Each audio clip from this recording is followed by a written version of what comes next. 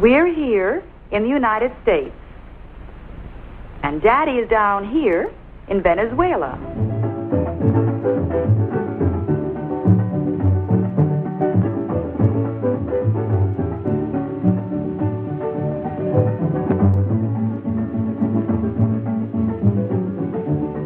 Here where the Lake Maracaibo oil fields are. That's where Daddy is working, Jeff. And when he finds a place for us to live, we're going down there too. Venezuela discovered oil at the beginning of the 20th century. The real first discovery was about 1914.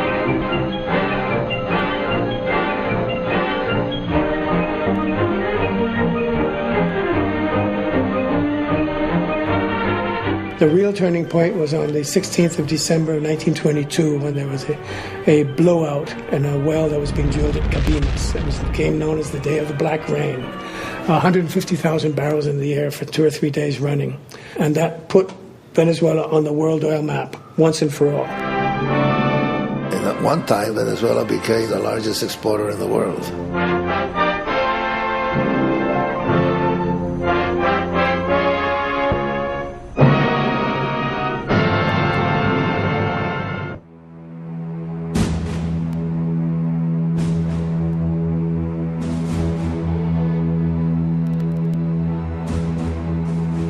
Was the United States, not Saudi Arabia or the Middle East, that was the world's leading producer of oil. And in fact, much of our military and industrial might arose out of our giant oil industry.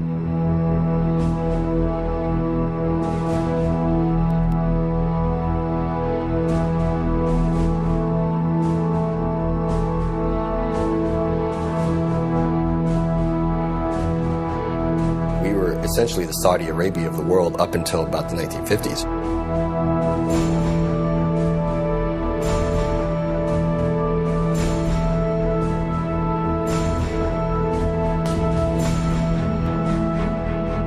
McCamey was a boom town for many, many years.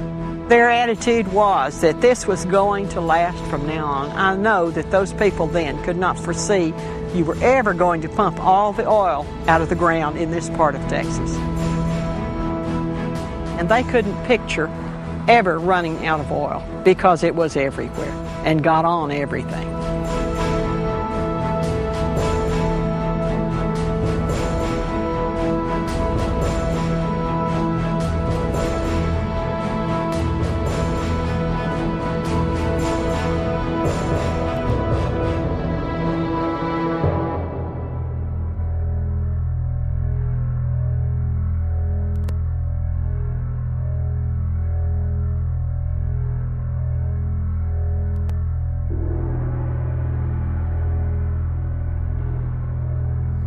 Of course, now we realize that you're going to deplete your supply sooner or later.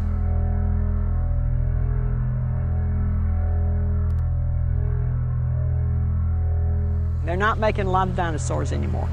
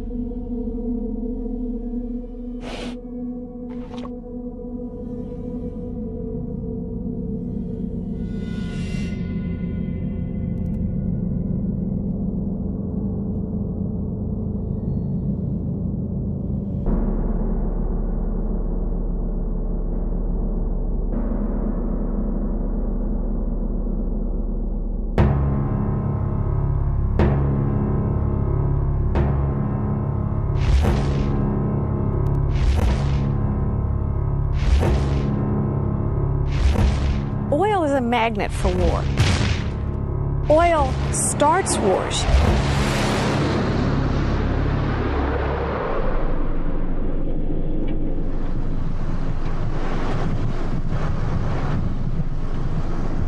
The Sudan, for example, Darfur, what everybody is treating as an ethnic and a religious struggle is in fact in part a struggle about major oil finds located in the south, which means that the government in the north, a different ethnic and religious makeup, is displacing those people and moving them out of the area so that those oil revenues belong to them.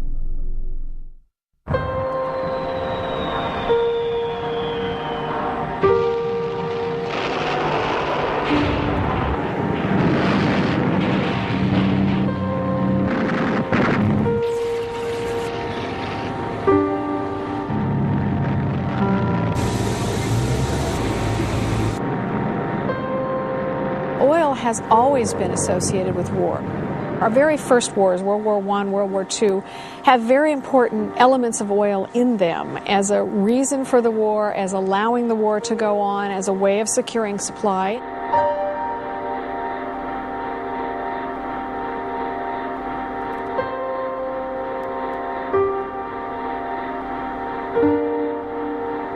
Она малосернистая, да, малопарафинистая, она буквально без какой-либо обработки заливалась в танки.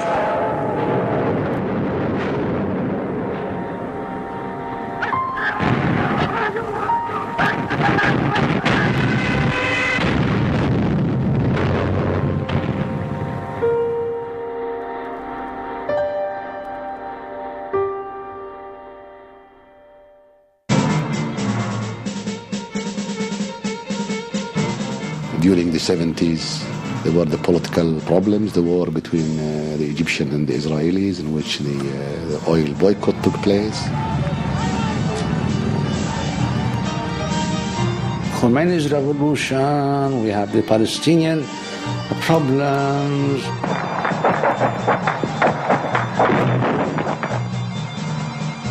Wars between Iraq and Iran.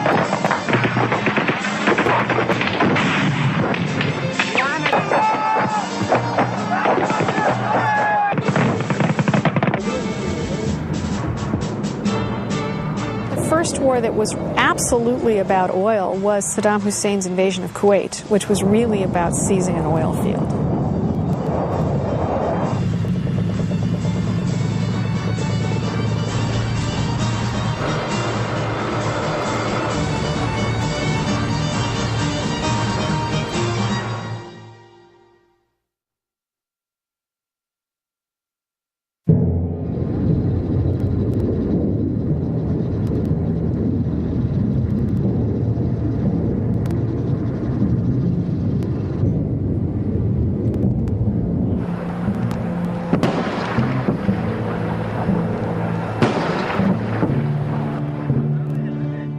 Excellency, ladies and gentlemen, Iraq oil is a giant that has been kept dormant for so many, many years. This oil has been the least explored, the least developed, and the least produced.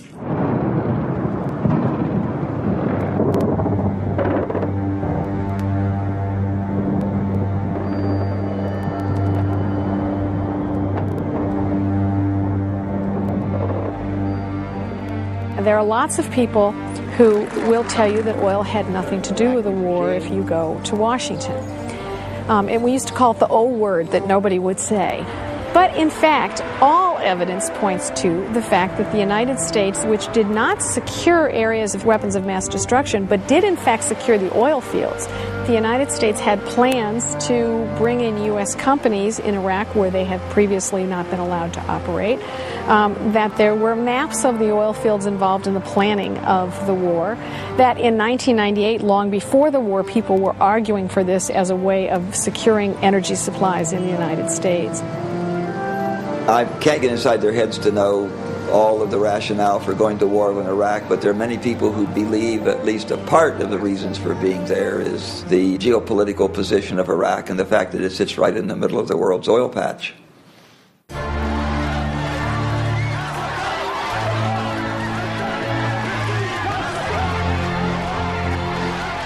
The Iraqis wanted to get rid of Saddam Hussein. And they were happy that the Americans helped. But look at what happened.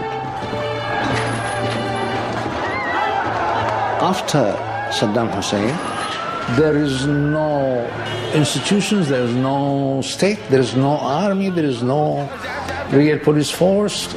People are kidnapped, killed, decapitated, everything.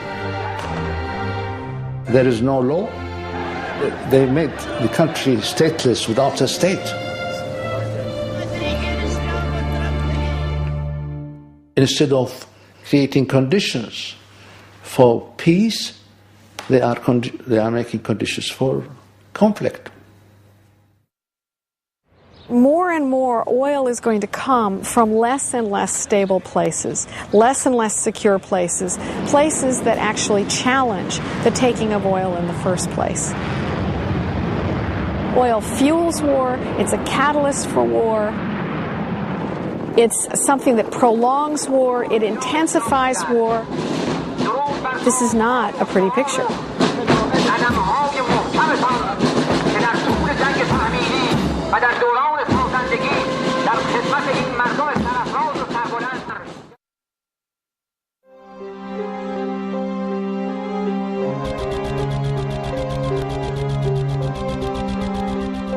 I suppose that the classification of reserves depends on the motivations of the person.